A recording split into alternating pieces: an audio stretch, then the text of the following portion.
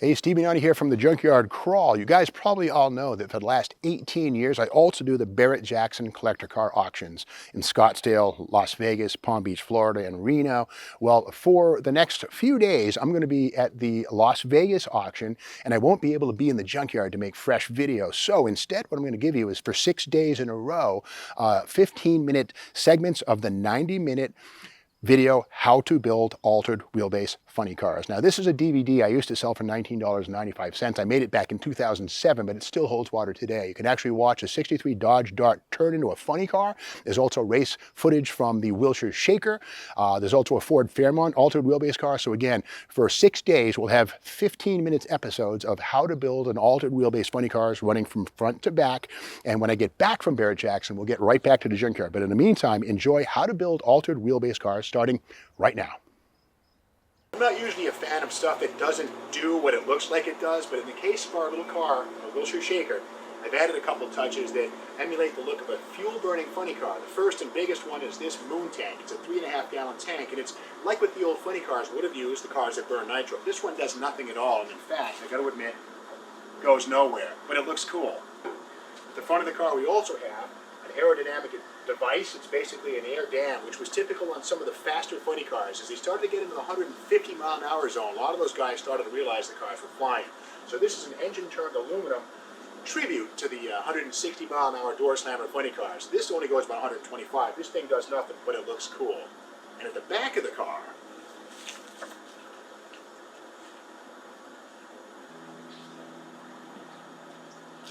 there's a fake drag chute. Now, a lot of the old funnies, of course, didn't use front brakes. We've got Wilwood discs and big 10-inch drums on the back, so we have a fake drag chute. But to get into the trunk, I put a little hinge on it, so you just flip it down and open the trunk. But it looks bitchin'.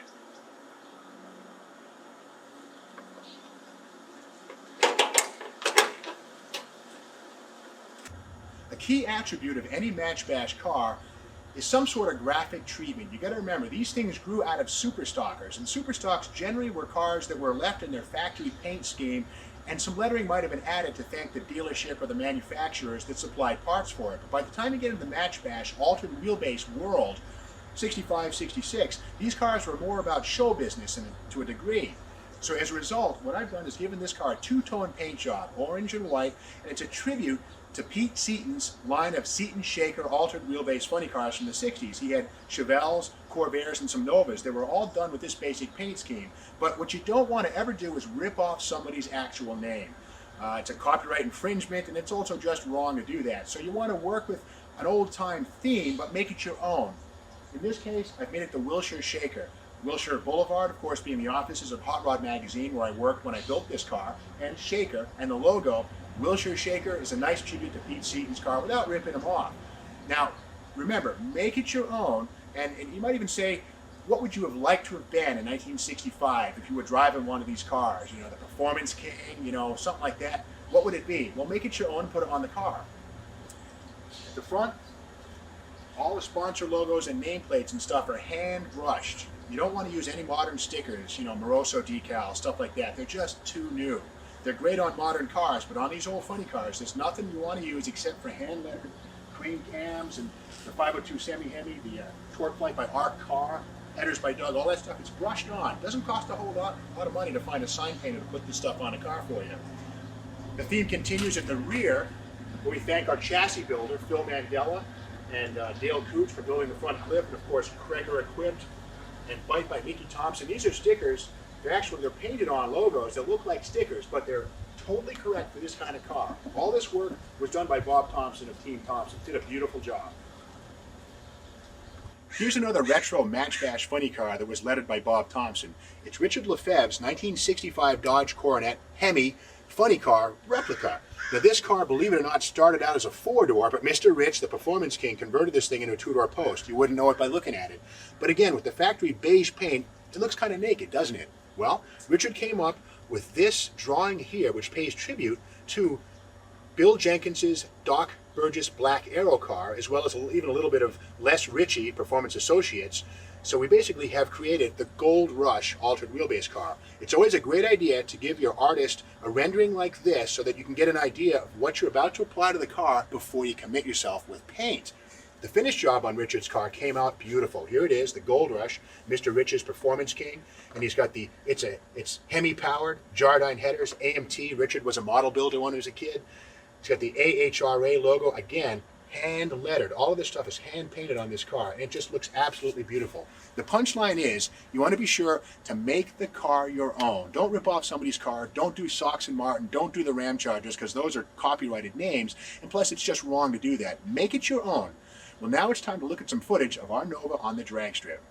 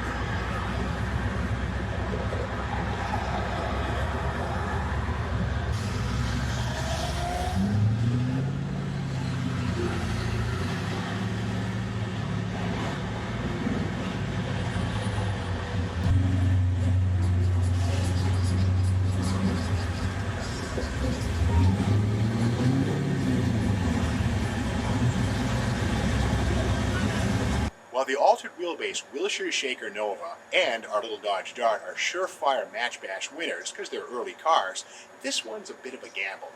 It's a 1981 Ford Fairmont that we've altered the wheelbase on. Now you may wonder, why would we do that? When the Fairmont came out in 1978, it was a very austere economy car. It was the hit of the Car and Driver and Motor Trend and Road Test circuit because it was basically an all-new American compact car. But you got to remember, under the skin of every Fairmont lies a Fox body Ford Mustang, albeit with a slightly longer wheelbase.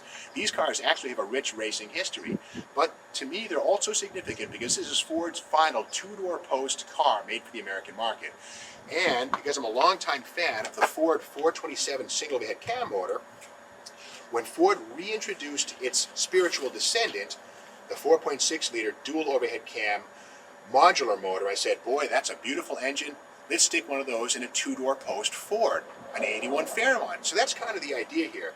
Now, this one here has sort of just mocked up injector stacks, but Kinsler makes electronic 8-port fuel injection. I would say this motor in that car, done to an old standard, could be a really cool vehicle. Of course, I kind of ran out of money halfway through, so this one still has the original 6-cylinder engine with maybe 105 horsepower. So it looks the part of an old-time funny car, but until money starts falling from the sky, the dual overhead cam Cobra motor is out of the picture.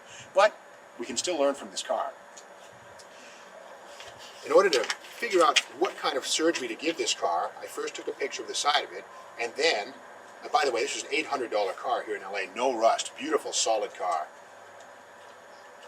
But anyway, I made a tracing of the stock vehicle with the wheelbase unaltered and everything as it is, and then from there, using a little bit of artistic effort, did this rendering here. Basically, this is the rear wheel opening stretch, like Don Nicholson's 65 overhead cam Comet, one of the most influential Ford drag cars. And at the front of the car, I took the stock wheel opening and actually moved it forward. Now that's an awful lot of body work and surgery. I realized pretty quickly that that's something I wasn't going to be able to do with this car. But anyway, fully fleshed out, this is sort of an idea of what it could be. You know, what's up, Doc? And I was going to give it a gold and blue two-tone paint job like Tommy Grove's Ford Charger Mustang. I think this could really work with the overhead cam motor, the Kinslers. It could be an awesome little car. But anyway, after realizing the front fenders were going to be left alone because that's an awful lot of surgery, I did this rendering where the rear's been done, but the front wheels are still in their stock location, but raised up. It looks okay, but the wheelbase of this car just was kind of stubby. So I came up with the final iteration, which is this. Move the front wheels forward under the car, trim the fender just like we did on our Nova and our Dart, and then slide the rear axle forward as well. The end result is right in front of us. Let's take it for a drive. Before our drive, let's take a closer look at what made this Fairmont what it is.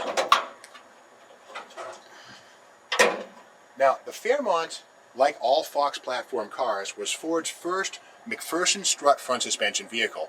And that's swell, but if you wanted to add a straight axle to this car, it actually turned out to be a big pain in the butt.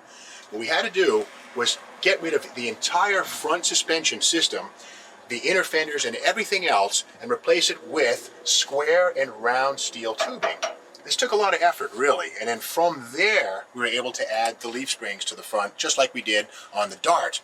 But again, this was about 5 days worth of effort to replace all the stock inner suspension members with our tube steel replacements. Now, under the hood of this car, of course, is the stock 200 cubic inch 6-cylinder Ford engine. The idea, once again, is that this is going to go away at some point in exchange for a 4.6 liter twin cam Cobra engine. We'll see when that happens. But the punchline is, being a 1981 vehicle here in California, this car has to go through smog every 2 years. So everything under the hood, including the Duraspark, all these things, the horn, the cold air zip tube, all this junk that came on these cars in stock trim has been retained. So this car actually flies through smog. The guys don't know what to make of it. It's kind of a goof. But I can drive it anywhere I want. I've driven this thing to Phoenix and back. It actually runs pretty good on the highway. The only thing I'll warn you about is stiff front leaf springs. On this car, I actually had a set of springs made, and these were the bottom springs. With these in place, the car rode so hard, I swore the windshield was going to crack. It was evil.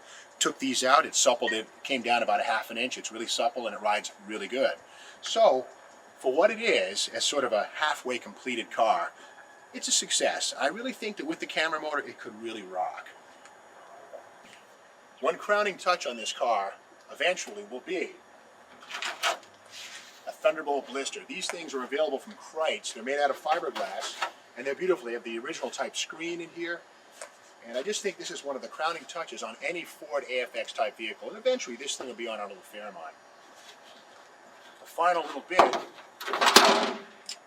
is this. You may say, what the heck is that? This is an original radio delete button for the fender. When the car was ordered with no radio, this is what they put in the hole.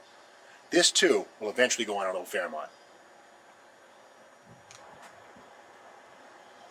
One of the cool things about the Ford Fairmont is it's one of the few cars Ford made with aluminum bumpers right from the factory. Thing is, these cars were actually designed during the height of the OPEC situation, and low mass was a critical issue. But I took advantage of that and took out my hole saw and put some lightning holes inside the aluminum bumper just for a little more funny car flair. Inside the trunk,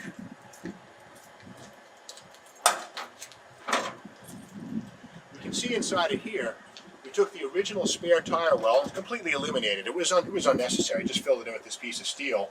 We have a Dodge A100 battery box, which kind of pays tribute to the old Mopar Superstock and funny car things.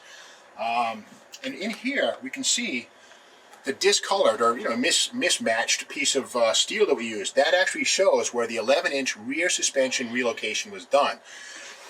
This area and this area used to be joined, but once again, by sliding it forward, we had to fill the gap with this, which is actually sections of a Plymouth Duster hood. Now on the outside of the car, we get another look at that suspension surgery. Now the thing that makes the Fairmont different from our Dodge Dart is that the Dart had leaf spring rear suspension, the Fairmont has coil spring rear suspension. So in the case of the Fairmont, when we move the suspension forward, we don't have to worry about the area after the axle. All the hard points are literally right here and forward. So the section we moved forward was literally from the axle to here.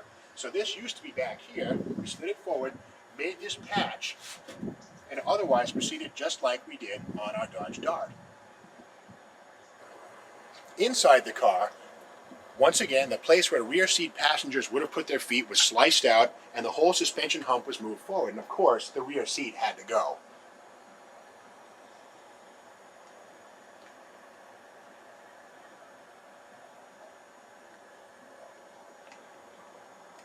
Now, I got to admit, this car is pretty butch. I mean, it's not even finished. But the beautiful thing is, I can drive this car anywhere. Let's go for a spin.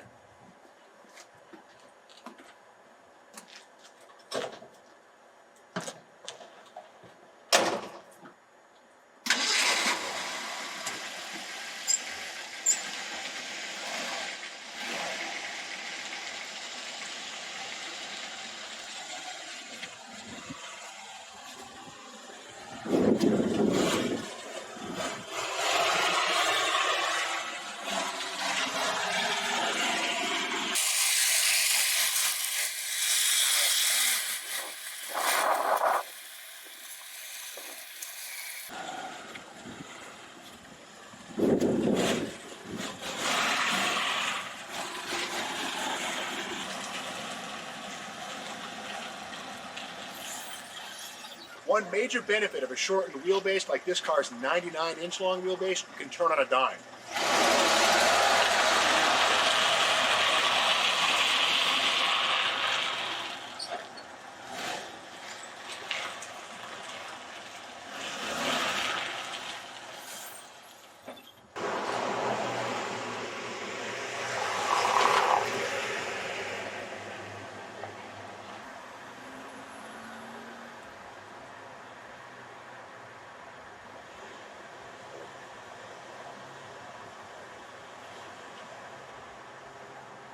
Remember, a Fairmont is not a Granada. Loser!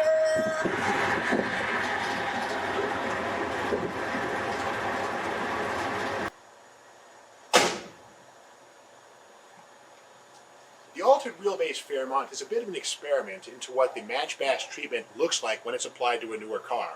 Is it a success or a failure? You be the judge.